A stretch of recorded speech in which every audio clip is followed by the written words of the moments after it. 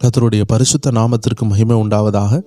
இன்னைக்கு கர்த்தர் நம்மளோடு பேசுகிற ஒரு வார்த்தை 1 யோவான் 4வது அதிகாரம் 7வது வசனமும் 8வது வசனம். பிரியமானவர்களே, ஒருவரில் ஒருவர் அன்பு கூற கடவோம், ஏனெனில் அன்பு தேவனால் உண்டாயிருக்கிறது. அன்புள்ள எவனும் தேவனால் பிறந்து அவரை அறிந்திருக்கிறான்.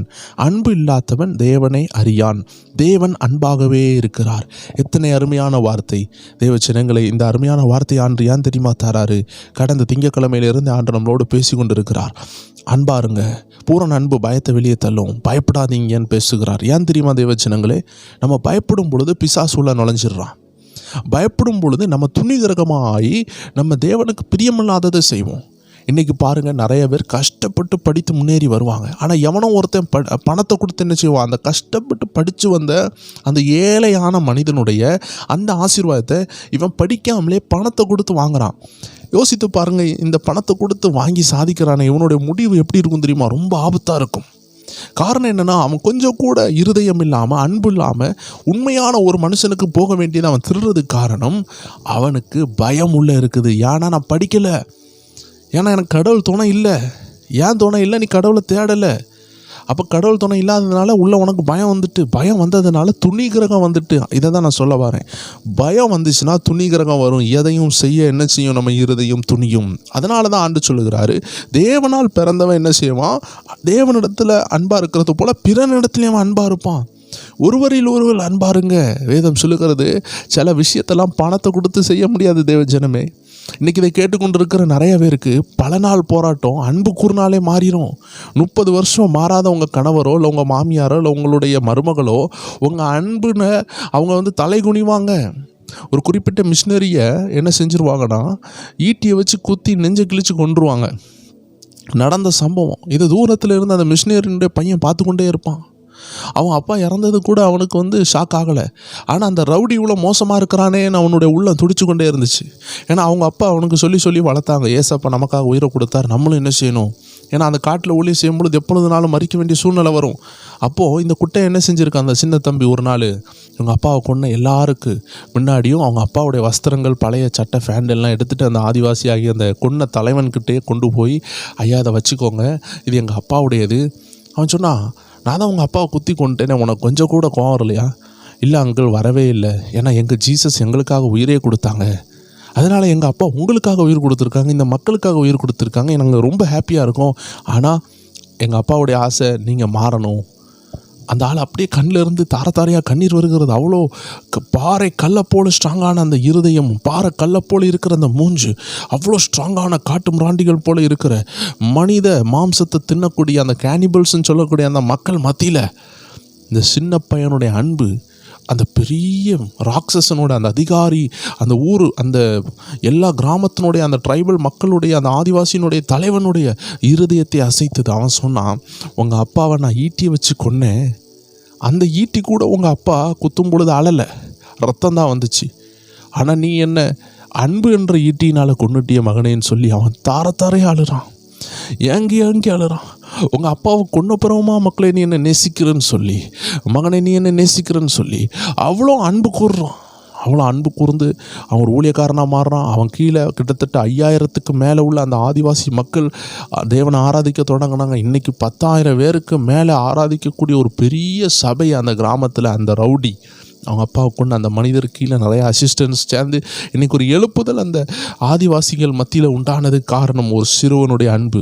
தேவ ஜனங்களே, நெடுநாள் பகையை அன்பு உடைக்கும்.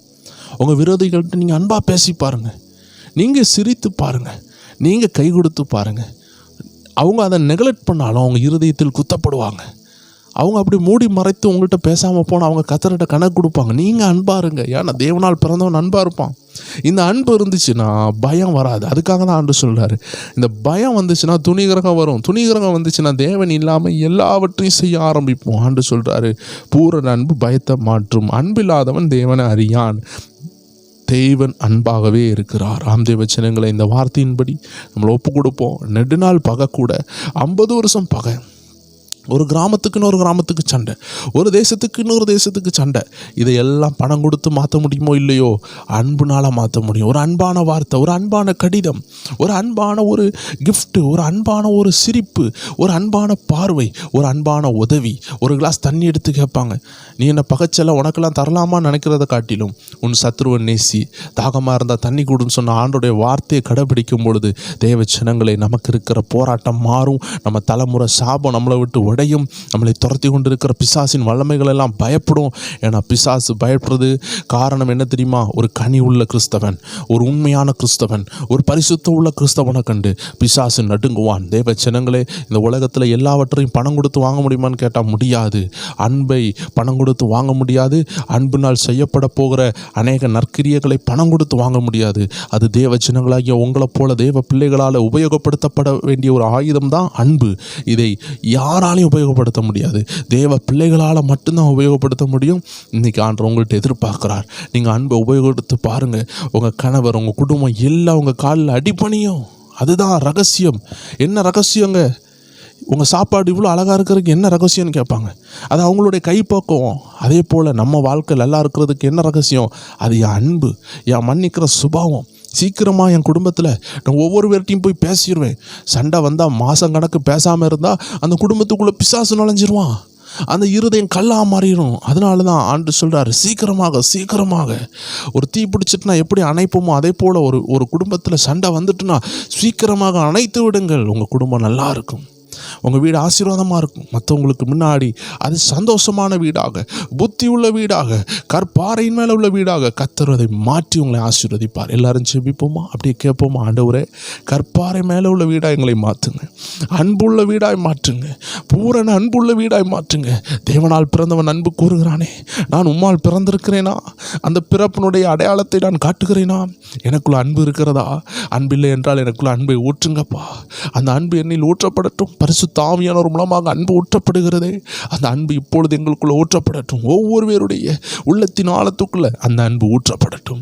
ஆசீர்வாதமாக இருக்கட்டும். யார்கிட்ட போய் பேசணுமோ, யார்கிட்ட போய் சமரசப்படணுமோ, எந்த மாமிகிட்ட பேசணும், எந்த மாமனார்கிட்ட பேசணும், இல்லை எந்த மருமகள்கிட்ட பேசணும், எந்த மருமகன்கிட்ட பேசணும், இல்லை குடும்பத்திட்ட, இல்லை ஆஃபீஸர்கிட்ட, இல்லை எங்கள் தொழில் செய்கிற எங்கள் கீழே உள்ள நபர்கள்ட்ட யார்கிட்ட நாங்கள் விரோதமாக பேசணுமோ, எங்களால் யார் காயப்பட்டாங்களோ அவங்கள்ட்ட ஓடி சென்று நாங்கள் மன்னிப்பு கேட்க, அவங்கள்ட்ட அன்பாக பேச, அன்பாக அரவணைக்க, அப்படிப்பட்ட கிருபை எங்களுக்கு தருவீராக. இந்த நாள் ஆசீர்வாதமாக இருக்கட்டும். உங்கள் கரங்களை அர்ப்பணிக்கிறோம். நீங்கள் எங்களை ஆசீர்வதிங்க. இயேசு கிறிஸ்துவின் நாமத்தில் ஜெபிக்கிறோம் எங்கள் ஜீவனுள்ள நல்ல பிதாவே. ஆமேன், ஆமேன், ஆமேன். God bless you. இந்த செய்தியை கேட்ட யாராக இருந்தாலும் சரி, உங்களை பாவத்துக்குள்ளே தள்ளுற நபர்கள்ட்ட போய் பேசக்கூடாது. வாலிப பிள்ளைகள் என்ன செய்வாங்கன்னா, பழைய லவர்ஸ்கிட்ட விட்டுருப்பாங்க, அவங்கள்ட்ட போய் பிரேக்கப் ஆகிருக்கும், அதை திரும்பியும் தொடங்க ஆண்டு சொல்லலை. குடிகாரங்க என்ன செய்வாங்க, குடி சண்டையில் அவனையாவது அடிச்சிருப்பாங்க, திரும்பி நீங்கள் அவன்கிட்ட மன்னிப்பு கேட்டிங்கன்னா அவன் என்ன செய்வான், அவங்கள திரும்பியும் கூப்பிடுவான். நீங்கள் என்ன செய்யுங்க, அன்பாக இருங்க. அதுக்குன்னு சொல்லிட்டு பழைய பாவங்களில் போய் மாட்டக்கூடிய எந்த பாவ உறவை நீங்கள் துண்டித்திருந்தீங்களோ அவங்கள்ட்ட போய் பேச வேண்டிய ஒரு ஆலோசனையை தேவன் சொல்லலை.